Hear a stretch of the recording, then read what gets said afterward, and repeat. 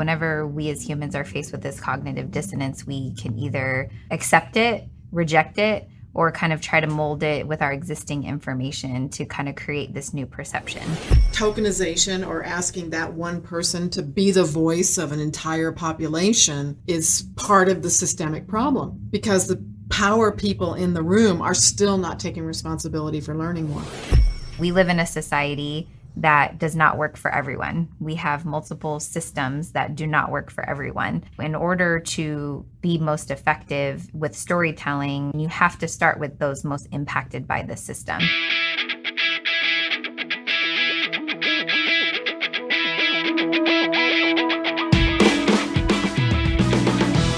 Hey everybody, welcome back to the Vitalyst Spark podcast. I'm your host, John Ford. The deaths of George Floyd in Minneapolis and Deion Johnson in Phoenix last week have once again exposed deep, deep wounds. Stories of how dangerous it is to be a person of color continues to not fully be heard. Frankly, there is no podcast episode we can release this week that can begin to address the enormity of this moment and what has taken place in this country for hundreds of years. What you are about to listen to was initially recorded and slated for release months ago. It's about stories, specifically the power and the practice of storytelling, based on work that key community advocates engaged in started in 2017. Given the very real need for us to cultivate understanding and empathy, this work and this episode have universal application, but also may deserve a place in your ears at this time.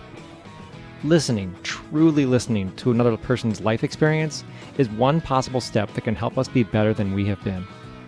Storytelling is a fundamental tool for how we connect to and learn from each other, and we are fortunate to have two guests for this episode with expertise to share at the intersection of inclusion and story. Stephanie Luz Cordel and Liz Warren are going to join us in just a minute, but before they do, we'll reiterate that this episode was recorded in mid-January, before COVID, and before the events of last week. Their great work over the past few years resulted in two publications that will be discussed during the podcast. You can find links to both of them in the show notes. We've been waiting for some time to release this episode. Sharing it seems to make sense right now because we need deeper understanding. And to better understand, we need to listen intently to stories. So let's get to it.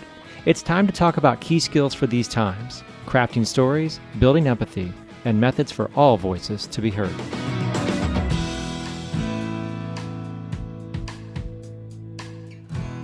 My name is Stephanie Luz Cordel. I'm a collaborative consultant here locally in the Phoenix metro area. The work that I do is under the umbrella of All Voices Consulting, which really focuses on inclusive social change. So really thinking about how do you have more democratic approaches and inclusive ways to solve social problems. Liz? I'm Liz Warren. I run the Storytelling Institute at South Mountain Community College in Phoenix, Arizona.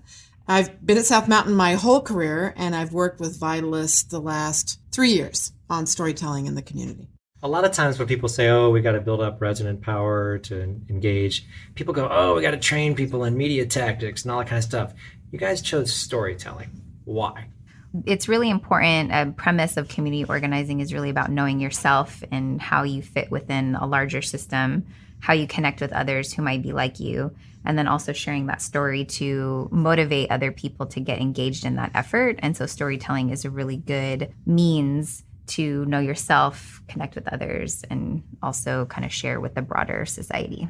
I had no experience with community organizing before I got involved in this project. But what Stephanie just said about community organizing, it happens to be exactly the same for storytelling. Storytellers have to know themselves. They have to know how to connect with others. And then they have to know how their stories can bridge differences within communities, between communities, whatever it may be. So what we applied in this project and what we know about the power of storytelling in general is, first, people have to talk to each other. And they have to find out what their stories are, find out what their relevance is. We have to listen to the lived experience of other people. And when we get those stories in hand, when we know the stories that are going to be useful and powerful, then if people choose to leverage those stories another way through technology and through media, great. But first it has to be connection to self, connection to others. 2017 was the first time you got together. Yep. It's Yes. 2020 now. What's been the result of your partnership? The original intention was really to build resident leadership skills to engage civically and be able to be confident in their own experience, and then also be able to make clear recommendations to the city and the light around how it would affect their lives. And so storytelling came up at one point, given that the foundation of community organizing really is about knowing yourself and connecting with others. And it came up because Liz actually has a storytelling institute. And that was a resource that was not really known at that time. And it actually exists in South Phoenix. And so it was really great that we came together, because a lot of storytelling has been very informal. And so to have such a great resource locally, it was really a great opportunity. And so then Vitalyst furthered that investment to be able to contract the Storytelling Institute and Liz for her expertise in this work. Yeah, we started off with that big community meeting. Remember that one at the college? The leaders of the project that Vitalyst was funding in the community were there, and they saw that the techniques that we were applying worked. And so the next step was that we worked with a smaller group of community organizers who were directly involved in the Remain, Reclaim, and Reimagine project. I think we had about 8 or 10 people who came every week for sort of a crash course in storytelling.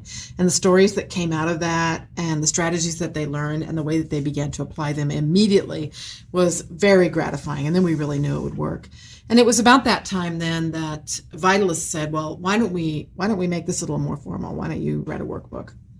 And we wrote the workbook, and about 3/4 of the way through the workbook, Vitalyst said, this is really good. Why don't you write a policy brief? And so we wrote a policy brief too, and those were published in September of 2019. Today, we're going to give folks a taste of what both of those documents hold. So we have storytelling as a catalyst for systems change. That is our policy brief. And then we have 70 pages of gold, is what I call it, but it's actually called Storytelling for Resident Leaders. And so between these two documents, you've captured much of the experience and also the tools that people need to familiarize themselves with. Introduce us first to the policy brief, if you would. Storytelling as a catalyst for systems change. It's essentially a report format that discusses and identifies 3 core change functions of storytelling and really highlights how it can be used to help people understand themselves and others, and then to make different decisions based on this newfound understanding. And so within the report, we've outlined these 3 core change functions, one of them being self-understanding, that stories support a stronger sense of self. The second being empathy and action, that when you listen to stories, it can be an effective way to promote empathy and greater understanding of others. And then the third piece of that, and the way that stories can function and make a difference, is they can catalyze systems change, because when people's perceptions change, particularly those who have any sort of influence and power, when their perceptions change, their decisions will likely follow and be different as a result. Liz, is it fair to say that almost nobody starts by thinking, I should tell a story for greater self-understanding? That's a really good question. I don't think that most people know that that's what's going to be happening. And yet you guys are recommending that people start there. Well, it's because that's what's going to happen anyway. Because the minute you say, I'm going to tell a story about this, and if you're sincere in your desire to connect with others, and you're sincere in your desire to speak from your own lived experience, there's just no way you can do it without examining that experience and examining how you want to present that story to others. Would you suggest that in terms of story effectiveness, that's one of the things that people miss out on, and their stories are less effective because of that? Yes, I think that's definitely a truism. I will also say that over and over again, in the community context that we've worked in the classroom context that I've worked in, it's very difficult to maintain that. But students learn, community members learn right away that if you're going to tell a story, it's going to make demands on you. To do it in a way that's effective and responsible and true, you can't pretend. Which, Stephanie, sort of brings us right away to empathy in action, doesn't it? Mm-hmm. That is, when you're telling a story, you're laying something of yourself on the line. Mm-hmm. And you can have certain story topics that can be more powerful, or in a way to try to engage others. I mean, that's why you have, in certain policy settings, someone will bring someone to tell their story about an issue. Maybe it's a medical experience they've had, and it's a healthcare policy that's being discussed. So you'll hear one-on-one, because there's something that happens when the human psyche, when you can hear from another human what their experience is and their story is. And so in a sense, then you're creating that greater empathy, of course, if someone's willing to listen to Right. that. So policy people think is about populations or about data or about numbers, but it's really people. at the core of it, because ultimately even there's people in those policy positions that are making those decisions. And that's why it reminds me of an experience. There's a professor at ASU named Dr. Elizabeth Siegel, and she is a social welfare professor or social work professor, and she had a decade of social policy research. And after that decade came to explore how do you get better social policies in society, her conclusion was greater empathy of those in the policy decision-making position. And so now she studies empathy, and social empathy in particular, that goes beyond just the one-on-one individual connection, but understanding other people's identities and how that impacts their lives.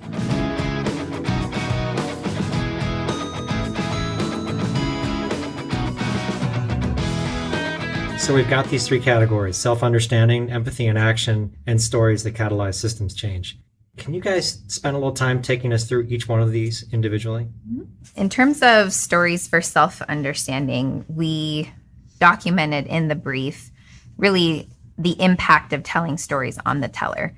And so we have a figure here that we've outlined 6 aspects and kind of a process in which someone telling their story would go through to see how that really impacts them. And so the first step in that process of how it can change someone individually is a stimulus to tell a story, right? So you may be asked to tell your story, or maybe in a community organizing sense, you're asked to tell your story, just some sort of, okay, you're telling your story.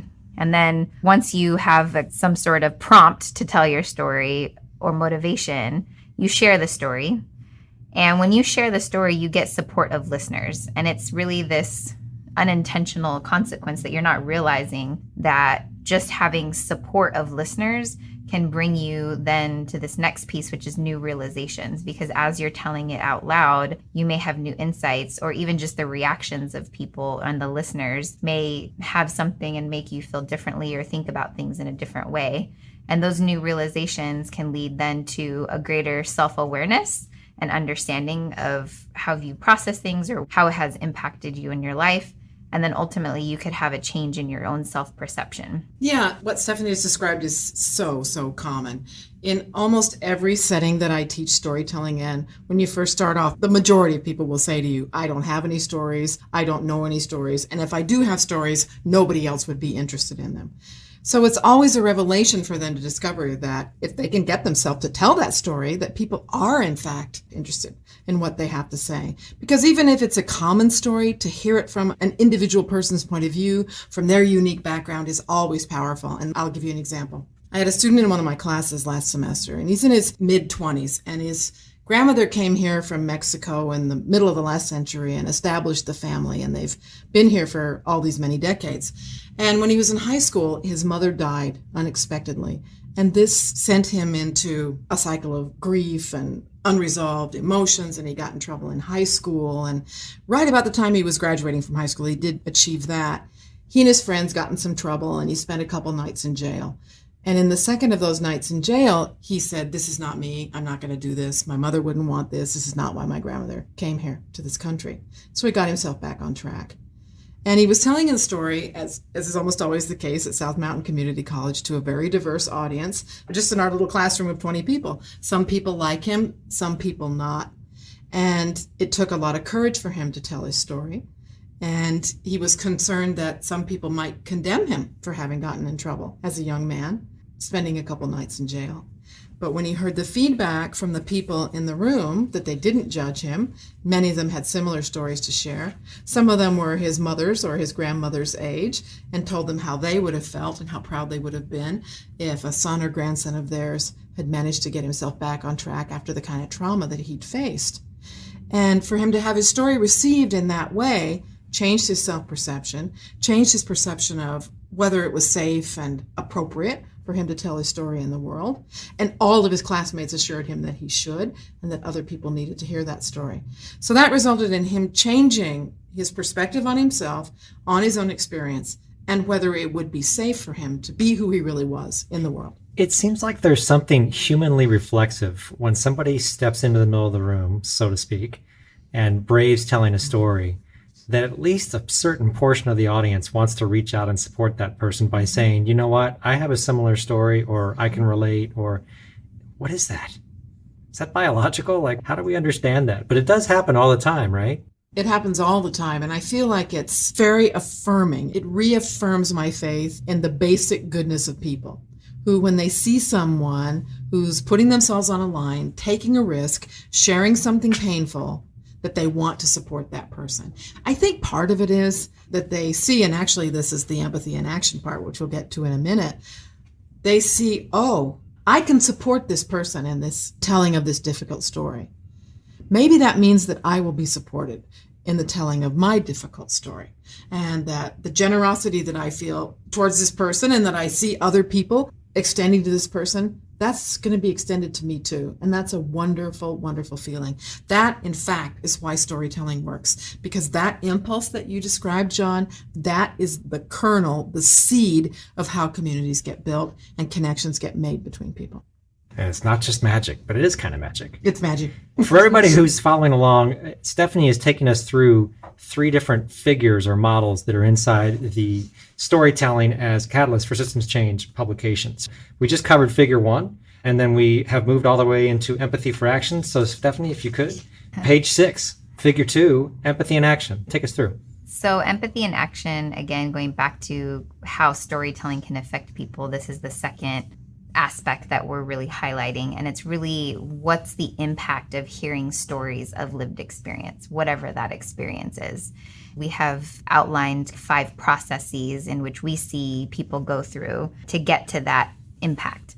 And the first is you hear a story, right? That's pretty obvious. You have to hear the story to start the process of somehow changing your perspective. The second piece, so once you've heard the story, you're essentially getting new information, right? That's new information to you that you've never heard. And that new information could potentially challenge any perceptions that you have, or it could affirm perceptions that you have. And whether they affirm them or challenge them, you can get a greater sense of yourself and others in that experience, because you can either be affirmed and more clear on some of the perceptions you've already had, or you may go into a bit of a cognitive dissonance. This is different than what my experience is. And that can be really powerful. And some people are very open to that, and some people do reject it. And so whenever we as humans are faced with this cognitive dissonance, we can either accept it, reject it, or kind of try to mold it with our existing information to kind of create this new perception. But either way, hopefully you get a greater understanding of yourself. Once you have that greater understanding, ultimately that can prompt you to interface differently within the world.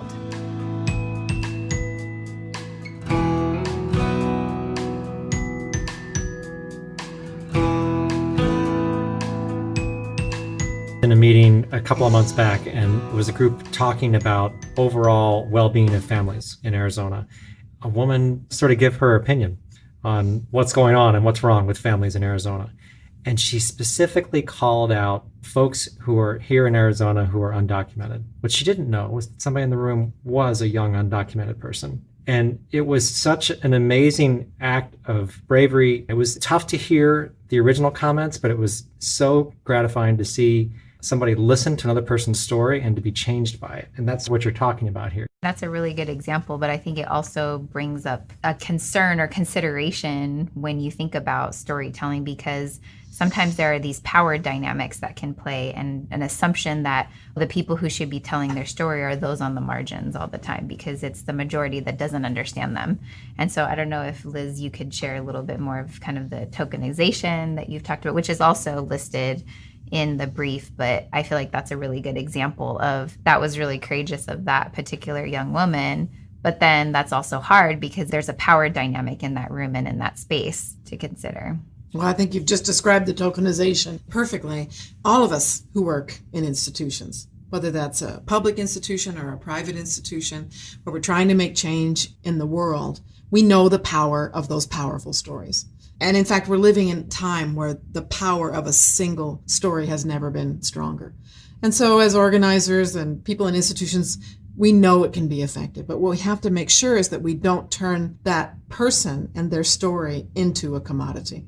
There's always the risk of that. And so as community organizers, as people who teach storytelling, I think we have to make sure that the people who are going to be telling the stories, you and your story are going to shape our organization going forward. it's going to become part of the foundation, not like the picture that we hold up when we need it. Because that then prevents the hierarchical charity model that can be like, poor you, we're going to help you, but we need you to tell your story and we'll use you as needed, versus you're the reason why this work even exists, because there's this issue and you have a strength and resilience in your experience. And so you really should be valued and engaged for that. Well, and then comes the other downside, which did happen later on in that day, which was anytime something near this topic came up, what happened? Everybody looked to this one person to represent an entire expanse of people, because suddenly this was the sole representative of that experience. How do you combat that? I think that's beyond the power of storytelling. Well, fair enough. Who's in the room and how did you get to that room? Could it have been more diverse? What are the power dynamics? That's the systems piece, and that's maybe could transition us to Let's move to the systems piece. That's exactly what I was saying, because I think that tokenization, or asking that one person to be the voice of an entire population, is part of the systemic problem, because the power people in the room are still not taking responsibility for learning more. So there's really, and I know we're about to get to probably the broadest piece of this, but there's a tremendous responsibility that's placed upon anybody who wants to create this space to really be sensitive, to really understand power dynamics, to really understand by talking with the people that you're hoping to work with, right? Not by studying it or looking it up in a book, but like really engaging with people in a really meaningful and vulnerable and open way, so that you're a learner as much as you're anything else. It's important for people to remember this takes time. So it takes time for a person to get ready to tell their story and to share their story and to take on whatever the consequences of that may be for themselves or their communities of telling their story. One of the things when you look at the figure on page 9 of the policy brief is the systems change through stories model starts absolutely at ground zero. It starts absolutely with the stories the most impacted. Stephanie, can you take us through the model? Going back to, stories are not the solution to everything. Nothing's the solution to everything. And so really here, we wanted to frame storytelling as a catalyst for systems change, because it's possible that there can be a shift in perspective and thus a shift in people's decisions. And so the process that we've kind of outlined is the first piece is listening to stories of those most impacted. We live in a society that does not work for everyone. We have multiple systems that do not work for everyone. This idea of, especially in the social sector, all of us are working towards changing these systems or changing society for the better and helping people. In order to be most effective with storytelling as that tool and that perception, you have to start with those most impacted by the system, because even if you've studied it or been an institutional leader on a particular issue, there's an expertise of someone living that experience, whatever that social issue is, related to healthcare, related to policing, related to criminalization, related to the incarceration system. Whatever social issue there is, those are people who are experiencing the system and are going to have insights into what the true issues are of the system and how they can change. One thing that people tend to think they can do is get that information by proxy. Like, oh, we want to tell the stories of the most impacted, but we just need to talk to the person who runs the service agency who works with them.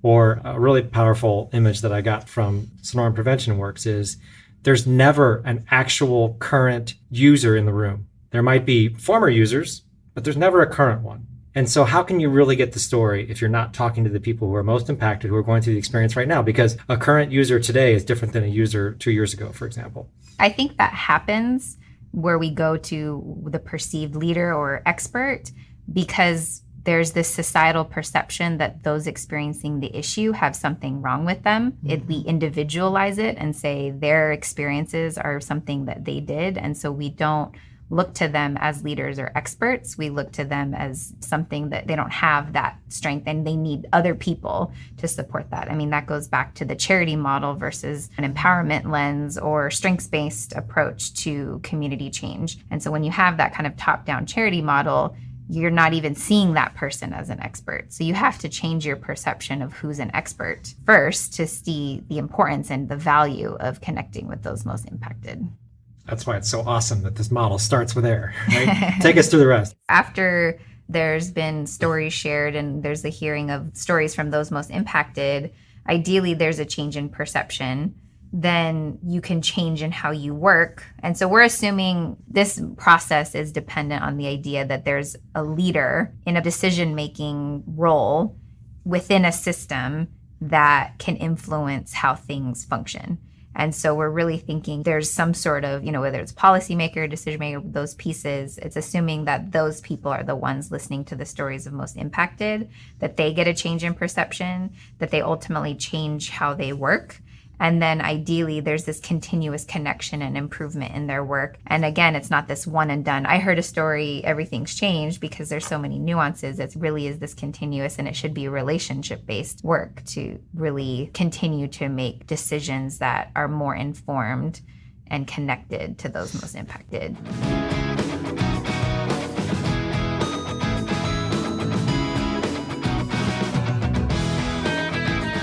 I think the most important thing that Stephanie was just talking about was this idea that somehow the people with the direct experience are not the experts of that experience.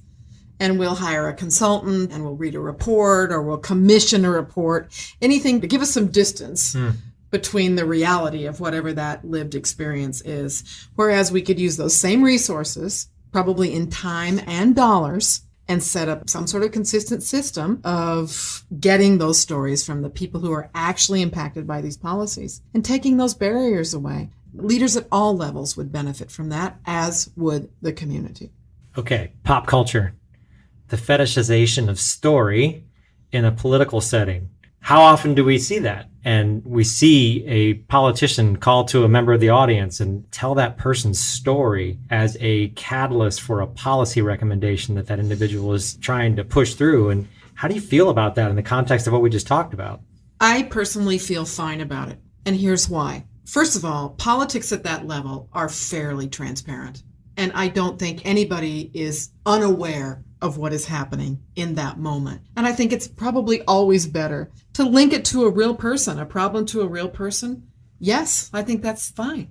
I think it provides a model for people about how to engage. Now, the thing that I would want to know then in those contexts, all right, did you make that policy? Was that person that you brought all the way to Washington for the State of the Union, were they helped? Was the community that they represent helped? That's what I want to know after that. And both before, during, and after that story, did that person feel safe? Did that person feel That's right. tokenized? Did that person feel like it was a power grab or an abuse of power? I see those stories and I go, ooh. I understand what you're saying. And I think in the balance, it's probably better than not having the story. But yes, it gets right back to what we were talking about before. The person who is willing to put their own life on the line to share a story like that, they know there are consequences coming. They have to know it's a risk. And in the case of those huge stories that get that kind of profile, they generally are well aware when they step into it, I think. Stephanie, given what we all just went through with these three models, I know I just went all the way up to DC. Now we're going to come back down to like the city of Phoenix, to a village planning council or a city council meeting. What would it look like in those settings to tell stories? And how would you do it in a way that kept things safe and avoided some of the really dangerous pitfalls of re-traumatizing somebody or tokenizing somebody's story? I think it really goes back to who is leading those stories and who is leading the people who are going to try to influence policymakers. And I think that that's actually a transition to the workbook itself, because the workbook is really centered on supporting resident leadership. There's a bit of a power dynamic, which we talked about in the brief, in that the catalyzing systems change from the way the system already is set up of those in power. That's what stories can do and hopefully influence decision makers. But really, another way to shift power is to give more power to people who don't necessarily have the political power, institutional power, those on the margins, that they then build their own power and transition to these positions in their own leadership role. And so the workbook really is on the assumption that when those connected to an issue and those most impacted, if they have that expertise, then it's really about building their power and confidence in their experience, thus having a workbook that focuses on resident leadership to help them tell their story and help them support the power building. And thusly, the two of you put heart and soul into producing a 70-page workbook that is fantastic. And I should say, not at all intimidating for its 70 pages, because right on the very first spread of the workbook that tells us exactly how to access everything that's in here. And by the way, when I say everything that's in here, everything from ancient story techniques to the latest and greatest, right? I love the way you said that, John. Absolutely. All the way from what our ancestors did to what we can do. Joseph Campbell, it's all there. Yep, it's all right there. When Stephanie and I started talking about the idea of an infographic, that really helped me shift how to think about how to put this workbook together. When I was able to lay this out, then it got written in about 6 weeks. But literally, it took me about 4 months to figure this out. So I'm so glad that you find this useful, because it was really a breakthrough for me. I think it's tremendous. And so just to give folks a word picture, if you will, what we're looking at is basically a flowchart that starts off with the basic questions of what is a story, how do resident leaders use story, creating a safe storytelling spaces, time, it's a process, and there's a page number under each one. And from each of those foundational thoughts about how to create a story, you've got the categories of finding, crafting, and telling stories, utilizing stories and story circles, storytelling resources for resident leaders, and then beneath that, all the tools that go with each of those different areas. It's really fantastic. If either one of you were to pick out a place where people should go to start their journey in storytelling, would it be directly through this flowchart step by step? Or would you say, hey, you know what? A great place to learn about stories that you may never have thought about is on page X. The way that Liz has thought about it, the key components of storytelling in general is first finding a story, then crafting it, and then finally telling it. You'll see that all of the activities are organized in those three overarching skills: the finding, crafting, and telling of the story. It's important to note that Liz had such great experience and expertise, and she's tested and explored lots of these different activities.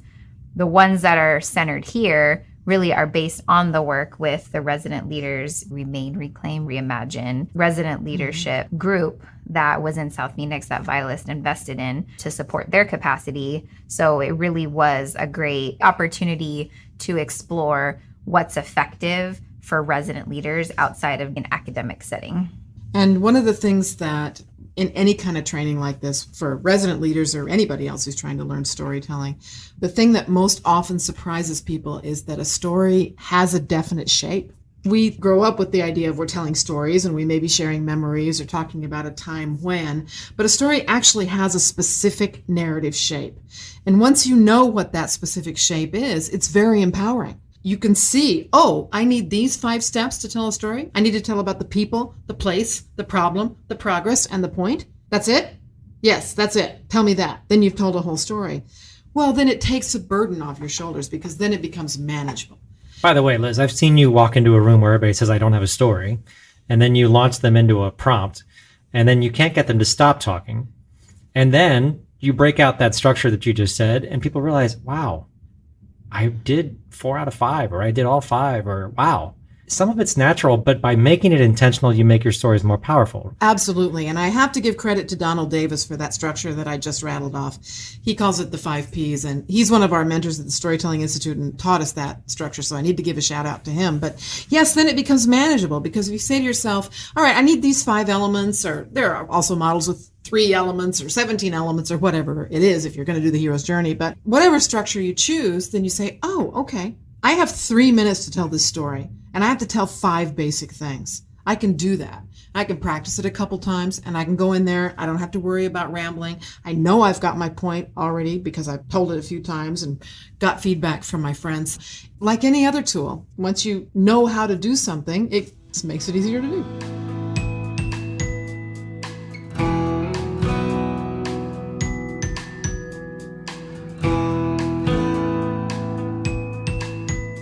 There's some specific activities that we can highlight related to first finding a story, then crafting it, and then telling it. And so the first one, for people who are new to the workbook or scanning it as we're talking here on the podcast, John's already taken you to page 3 where you can see the overall structure. I want to draw your attention to page 25.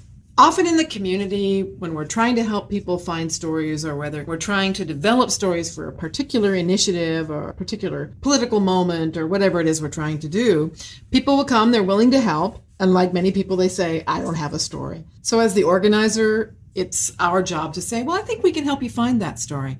And this workshop, this particular exercise on page 25, guides you through that. How do you set it up? How do you select a series of prompts for this community, for this particular issue that's going to help people get the stories that they need?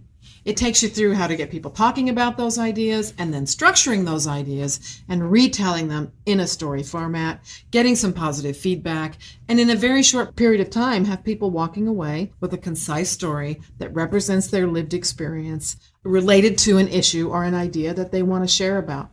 This is turnkey.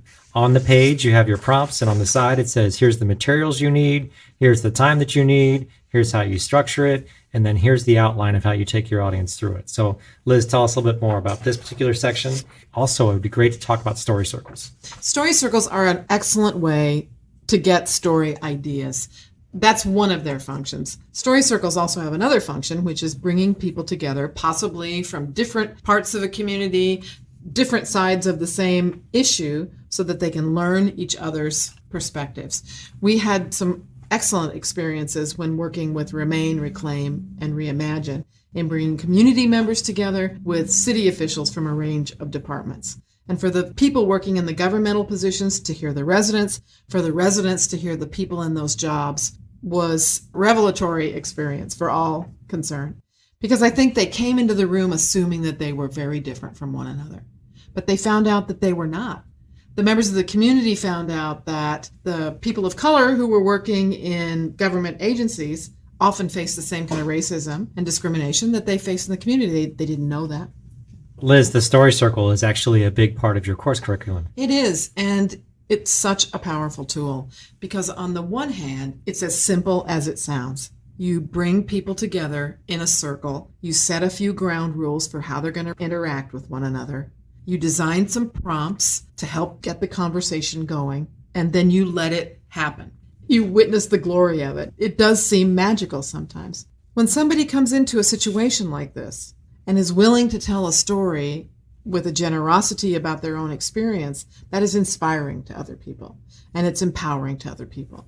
So it just takes that one person to start it off, saying something that maybe is risky for them to say or that they're unsure if they should say. That will always break the dam, and other people will say, oh, okay, I've had that experience. I know what you're talking about. I didn't know you had that too. Once you've found stories through either one of these tools, it's time to actually craft them a little bit more. Talk about the elements of the workbook that address crafting stories. The crafting stories, it's several pages through the workbook, actually. There's sort of a summary on page 29 as part of the I need an idea for a story exercise. But you can find a more detailed story structures chart on page 16. The main thing to know about structuring a story is that a real story documents change.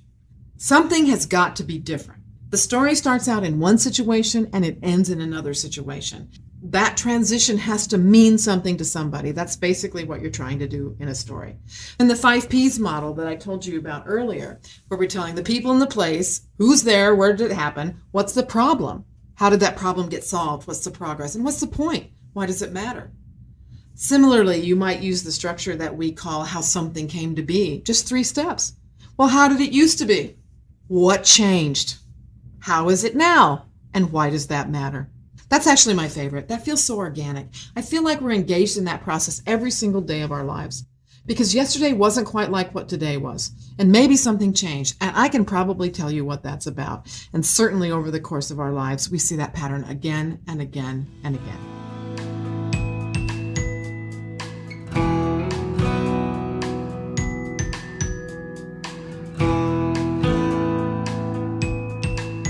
We've found our stories. We've crafted our stories. Talk about some of the best vehicles for sharing stories. Brings us right back to circles, right? That's a really good question. When we're doing this kind of work to help people find, craft, and tell stories, we want to get them telling those stories right away. So we're always going to build time into that workshop for them to tell it to at least one other person and maybe stand up in front of the whole group. That's always very powerful. It's safe. It feels comfortable to look one person in the eye as you tell this new baby story that you've made. But oftentimes people are willing to take that risk and stand up in front of a group of 20 or 50 or sometimes 100 people in the bigger workshops and tell their story. When they're able to do that, they're ready to go. But then once they have their stories, well, what are they going to do with them? Well, community organizers use them in all sorts of different ways. One of the most basic levels, they gather them to show the work that they're doing, or to illustrate that the problems or the issues that their organization is designed to address. Just basic. Beyond that, maybe they will work with that person to share their story in a more formal setting, in a governmental agency, in a city council meeting, at the legislature. Maybe those stories will be gathered and condensed, written down to be shared in grant applications. This is the story of a person in our community. Their story exemplifies the issue that we are hoping to address through this grant application. Beyond that, people then often take those stories, they use it in social media. One of our residents had this experience, Facebook, picture, Twitter, whatever. So the same story, if the person is willing for the story to be used in that way, and that's a very important thing to consider, the same story can be used in so many different ways. And that gets back to your point earlier, John, about the power of technology. Once the person has made that connection with themselves and their story, been able to share it with another person, feel like they've crafted something that has meaning and power, and given that they're willing to have their story used, well then it can be used in almost an unimaginable variety of ways. Nice. There it is, the power of story. Now, before we allow people to say that they can't wait to make stories, let's talk about some of the important considerations that people need to have, some of which you just ran down. But just to make sure we put a fine point on it, what are the important things to always keep in mind when you're engaging folks and asking them to share their stories? How do you create a positive experience for everyone and one that builds power and engagement and a more equitable community? On page 9, we've really outlined how to create safe storytelling spaces and best practices to keep everyone safe and comfortable and avoid some of the tokenization and commodifying that we talked about earlier. We've outlined 4 core components to creating a safe space. One is setting ground rules for the group. The second is to utilize affirmation-based feedback for the listeners. The third is understanding the group dynamics that might be present within that story circle, and then adjusting for disruptive or offensive behavior. Starting off with the ground rules is key to the success of the whole process. And the ground rules need to be agreed upon by all the participants. And they can include things like the participants will choose themselves what stories from their life they want to craft and tell, and that no one is pressured to tell a specific story within or outside of the training. That helps to avoid the commodification problem. Stories should never be shared outside of a training setting without specific permission of the teller, either by other members of the group or by the organizers. And the feedback from the participants must always be focused on affirmation and not on critique. In our society, we love a good critique. We love to sit down and tell somebody how they could have done that so much better if only they did this or that. But that's not for us to say about another person's story. If a person wants a particular kind of feedback, they'll ask for that, and we'll create a space for that to be asked for. We're not going to tell other people what's right or wrong about their story. Because essentially it's their life. That's and right. It's really personal to then try to critique someone's life, especially in such a vulnerable moment. There are storytelling techniques that a person might utilize to take that story and adapt it for a certain situation or to make it more impactful in a certain situation. And you can ask your participants if they want that kind of feedback. And if they do, great, you can provide it. If they don't, then fine, you don't provide it, right? Because it's really a sovereignty issue. In the same way that we have sovereignty over our land and over our bodies, we have sovereignty over our stories, and no one has the right to tell us what to do with that story. Great point. Are you ready for the lightning round? I'm going to ask you basically 3 true or false questions. We're ready. Number 1, true or false? Stories are always good for everyone, especially when the organizers mean well. False. The first part is true. The second part is false. Fair enough. All right. Question number 2, true or false? Stories are extractive of meaning to be used for other purposes.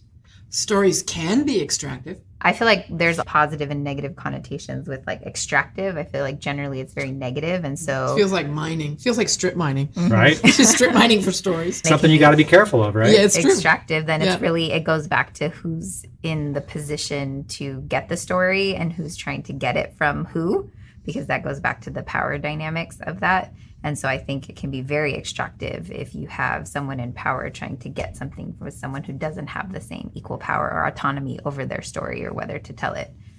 Perfect. Which brings me to question number 3. True or false? Stories are powerful, and for that reason, they must be respected. True. True. Thank you, Stephanie, and thank you, Liz. Your voices of experience and wisdom are greatly appreciated. We cannot even begin to thank you enough for your extensive, heartfelt community work and for lending some of those results from that work to these publications. Indeed, stories must be respected.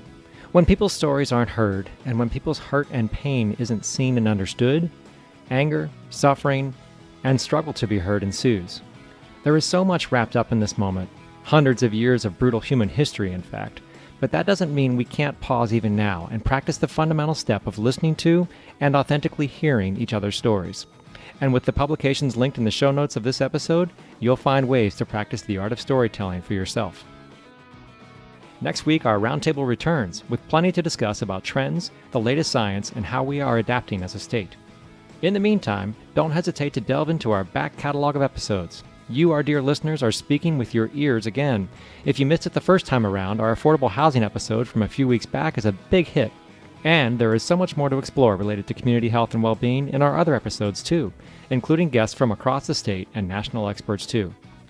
Visit us on the web at vitalisthealth.org/podcast. Check out all of our current and past episodes on Spotify, or simply reach into that podcast app you're using right now and select another show to find out what's going on related to health and well-being in Arizona. That's it for this episode. The takeaways from this dialogue belong at the family dinner table as much as they do in your place of business, in city and town halls, and in the domains of healthcare and public health. So please, share this independent episode far and wide.